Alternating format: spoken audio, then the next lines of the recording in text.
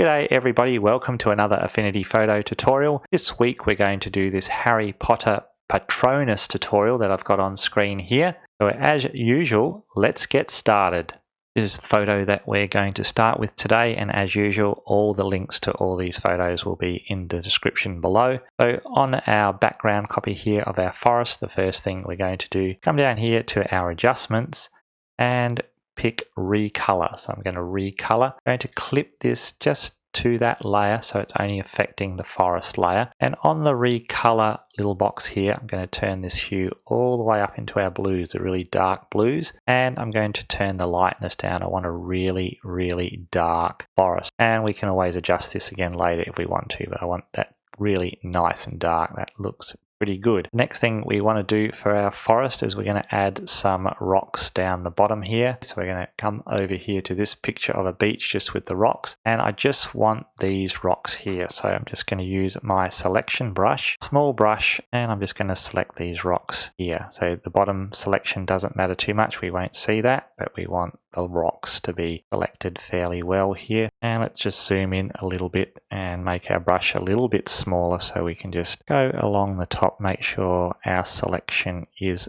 good. Don't forget you can hold your option key down to subtract that selection. We want a fairly good selection of these rocks. We don't want any of the sea coming through there, so we'll just make sure we've got a really nice fine selection. Once you're happy with your selection, let's just Command 0 to zoom out a little bit. Tiny little bit on the end here we can fix up. And we just need to do Command C now. Over to our picture and Command V. Grab our Move tool up here. And let's just move our rocks into place. Make the whole thing a little bit smaller so we can stretch those rocks right out with our Move tool. And just move them into place. Looking good. Okay, that's probably a good spot. Again, we can adjust this later. And I'm just going to copy this recolor adjustment again, Command C, Command V, and I'm just going to clip it to my rocks here now. So I've got that nice color on the rocks as well as the forest. So let's just name that layer rocks while we're here. And let's go Command 0. So we've got our base of our Harry Potter pictures coming together. The next thing we're going to do is come across and add our wizard. And we're going to make a selection of our wizard here, or the lady that's going to be our wizard. And again, I'm going to zoom all the way in using my right and left bracket keys to make those brushes bigger or smaller. Get a really nice selection. But don't be afraid to zoom all the way in and even make that brush really quite small just to get into those really difficult areas that we've got here. And let's select that phone as well, because what wizard these days doesn't have a phone? Okay. Again, don't forget to get all these areas up here, and if you have to make your brush bigger or smaller, just again you can do that just to get a really nice selection. Okay, Command 0. Let's just hit refine on this one, and let's just brush over the back of the hair, see if we can get a better selection there. Hit apply. Okay, I'm happy with that. Let's go Command C, back over to our forest picture and Command V. Make sure we're on our move tool, and let's just resize our wizard, snap her in place in the middle there, down to our rocks. You can always move our rocks over a little bit. I think we want those in the middle there. And our heroine standing on those rocks. Maybe a tiny bit bigger. Okay, that's looking pretty good. Let's name this layer wizard.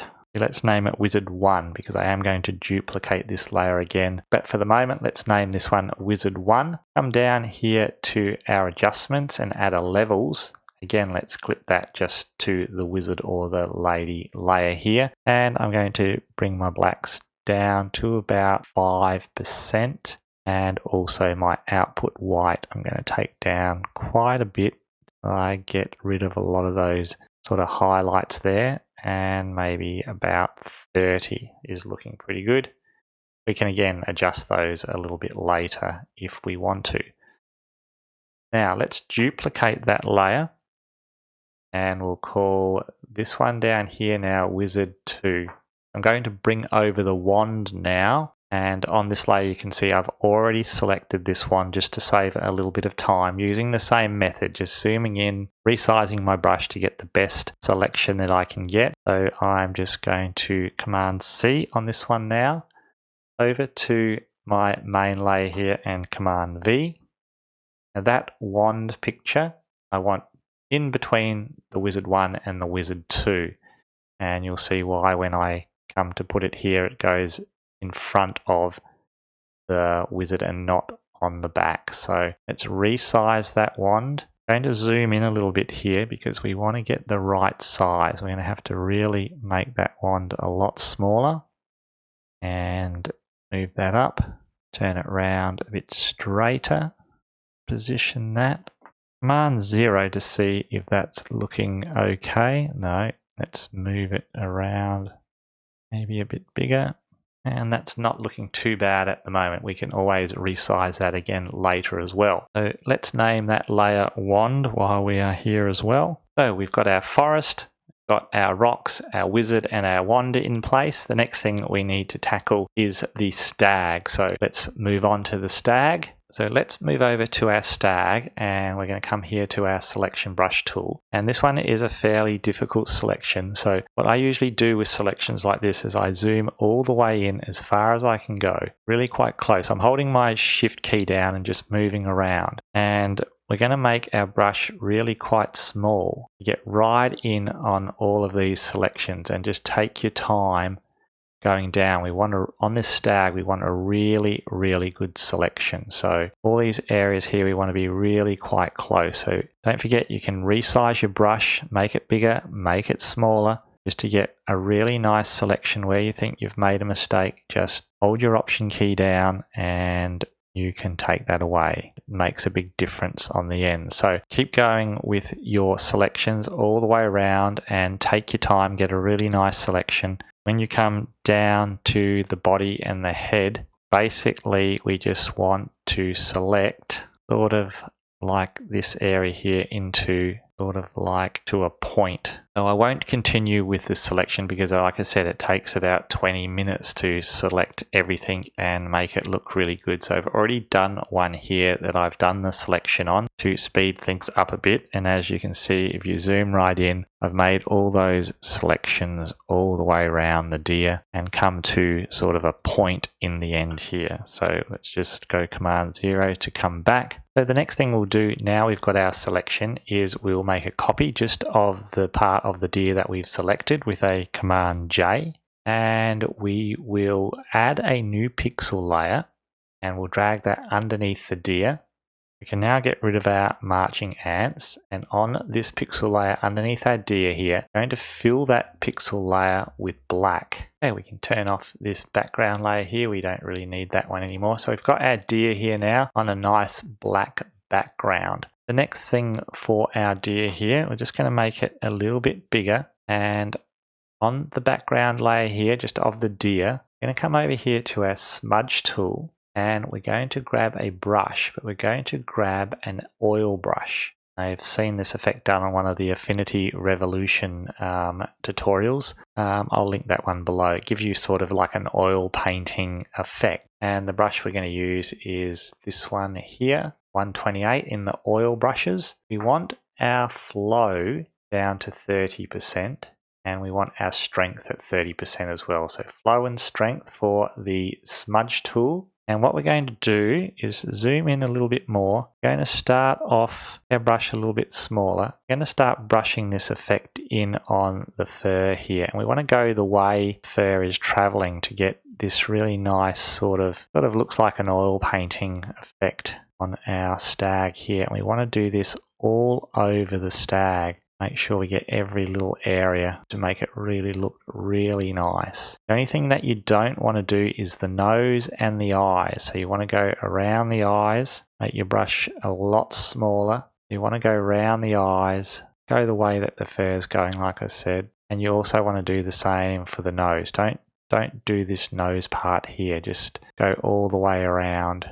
Again, this is going to take you a fair while to get all this nice and smooth. And you want to do the same for the antlers as well. Like I said, all over this deer, you want to make it sort of that oil painting effect. When you come to the end and you've got most of it all smoothed out, make a fairly big brush. And just down here, use your big brush to really guide that fur into that point, dragging down, guiding that into the point at the end there. And if you keep going for the whole deer, make it look really nice. You should end up with something that looks very similar to this. And you can see I've brushed all that, the fur of the deer, all like into a point. So this is where you want to end up. I'll zoom in so you can see all the antlers have been done, left the eyes, and I've left the nose. So you want to end up with something looking fairly similar to this. And like I said, it does take a fair while to get to this point. So once you've got your deer to this point, the next thing we're going to do on the deer here, so we're going to come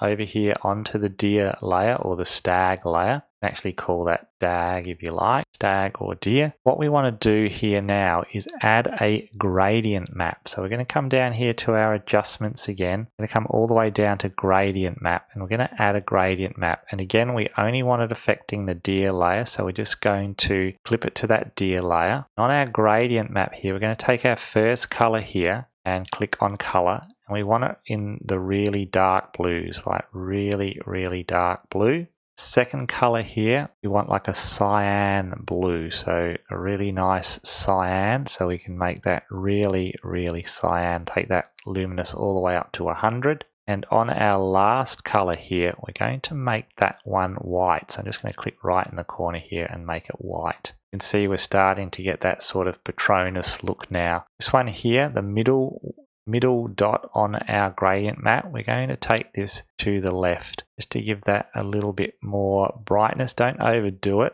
And that is looking good. Just about there. So we've got that really nice glow on our deer or stag for our Patronus look. Okay, so there we have our stag all ready to go. So now we can copy our stag now, Command C, come over to our main picture and Command V. Grab our move tool, come to the center of the picture again, make our stag a little bit bigger. And of course we want the point where the stag comes down into a point here, very close to the wand. Have a look at that, maybe a little bit closer, and that's looking pretty good about there. I am going to come onto my stag layer and change that blend mode to screen, just to give it a little bit more of that Patronus look. And we can also bring down the opacity a little bit as well. So there we go, we've got that looking pretty good. So we can now start adding all the little details into our composite now. So the first thing I'm going to do for details is add a flare just in here. So just on top of the Wizard 1 layer here, I'm just going to add a new pixel layer, making sure I'm on white. Grab my paintbrush, grabbing a fairly hard brush, making sure the color is on white, making my brush a little bit bigger. Right on top of the wand here, I'm going to just click once and add a white dot, and then I'm going to come over here to my move tool and then stretch out that dot and then make it a bit smaller, and then we can move it. I want it just to be on the end of the wand there. Okay, still on that pixel layer here, back on my brush and make my dot a little bit bigger now, not too much bigger, just a little bit, and then just in the middle there, click once. And then we've got our little flare effect. So I'm going to Command J, come up to my move tool, and this one I'm going to move that way, and then Command J again, and this one I'm going to move that way. So we've got this nice flare effect. Let's group all those together. Command G, call that flare, hit enter. Now we can reduce the opacity on that flare. Not too bad, about there. Okay, and we can move that up a little bit too. So we've got this flare effect from the wand coming in. Next thing I'm going to do is come over here to my tools, my rectangular tools, and pick the ellipse tool here. I'm just going to drag out a circle. Up here on the fill, I'm going to turn off the fill so there's no fill. Stroke, I want that cyan color again, that nice cyan color. And the width of the stroke I'll turn down a little bit to about 5. At the moment we can always change that. I'm going to drag that down above the flare, and I'm going to add a lens blur. This one here, lens blur. I'm going to turn that radius up just until that sort of blurs.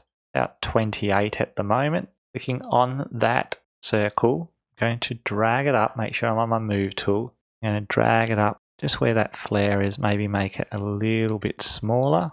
And then I'm going to duplicate that again with Command J. And I'm going to make the one a little bit smaller for the inside. Click off that. Looks pretty good. Let's group these two together as well. Hold the Shift key and then Command G. Let's just call that circle and hit Enter. Might just move that circle over a little bit as well. So just touch my arrow keys and move that over a little bit. That's looking a little bit better. The next element that I'm going to add now is this abstract blue flare here. So I'm just going to go Command C, bring that over to my main picture here, Command V. Let's just turn that blend mode to screen, and then let's move this around into place a little bit more. Drop it down to about there. Looks pretty good. And on this background layer, we're going to add a levels adjustment. Just clip it to that blue flare. Let's call that blue flare. And on the levels adjustment here, I'm going to bring the gamma down all the way as far as it will go. And just on my black here, just take the black until I just see those corners disappear. So that looks pretty good.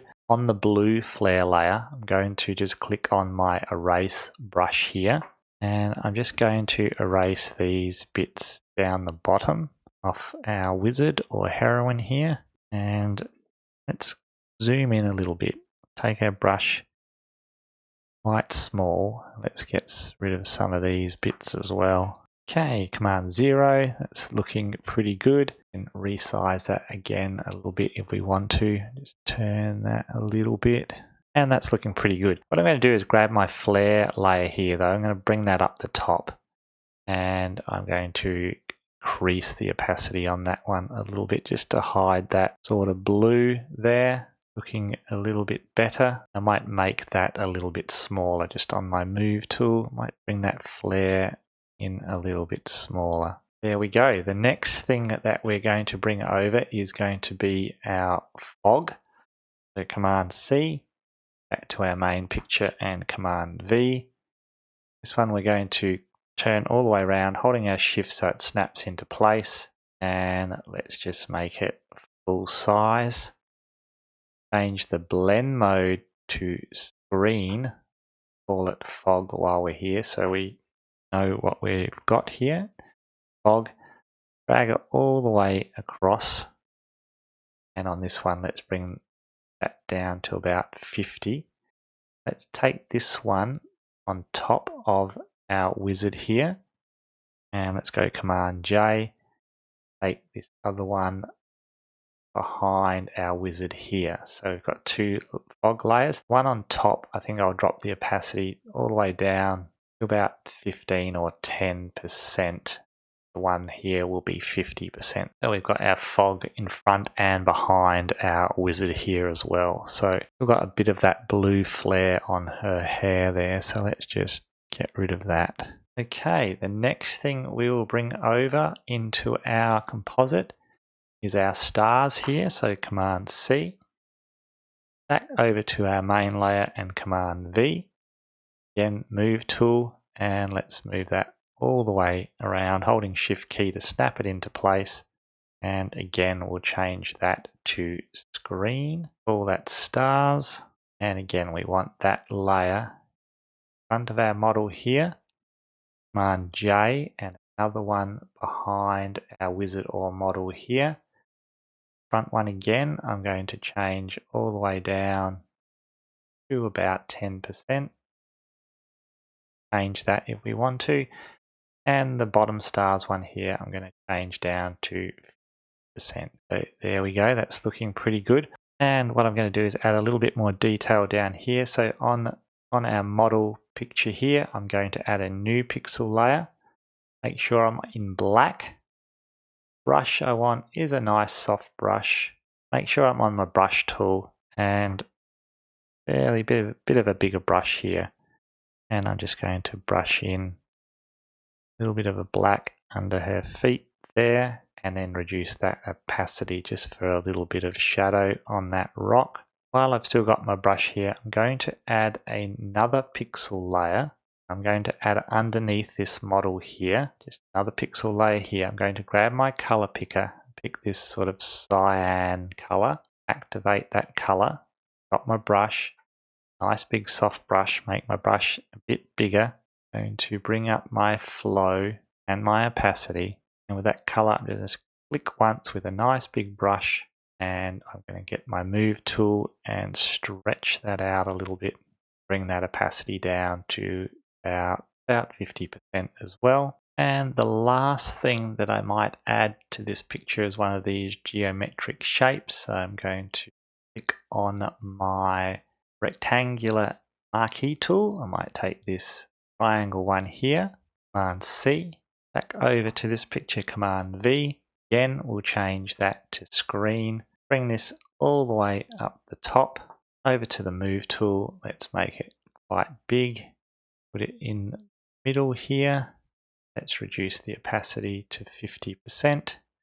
Then just on that shape, let's just grab our erase tool, make our brush a little bit bigger, just erase those lines so the stag comes through. And let's zoom in a little bit and just let's erase these lines on the antler, nice and careful, and on this side as well. And Command 0. And one more little thing to do, let's click on our top layer here, all the way down to our original layer, hold Shift down. Let's come over to Layer and go Merge Visible. Let's add another effect just to make this picture pop a little more that I've seen in another Affinity tutorial that I watched. So let's come up to here to Filters. Let's go Blur and Gaussian Blur. Blur at about 30% and apply. Let's come back to Filters and let's come to Apply Image. Let's click on Use Current Layer as Source and change the blend mode to Multiply. Click Apply, and then on here now, on this layer that we've merged, let's click on Screen. Drop that down to about 50%. It just adds that little bit of an extra pop on that photo. I think it's called the Orton or Oroton effect, and it just gives that picture a little bit of an extra pop. So there we go, everybody. That's my tutorial this week on the Harry Potter Patronus effect in Affinity Photo. If you have enjoyed the tutorial, please give me a thumbs up. And if you're not already subscribed to my channel, please subscribe. And for anyone that wants to give a little bit of extra support, I've added a link in the description below to buymeacoffee.com. But until next time, I'll say to you, stay well, stay safe. I'll see you in my next video.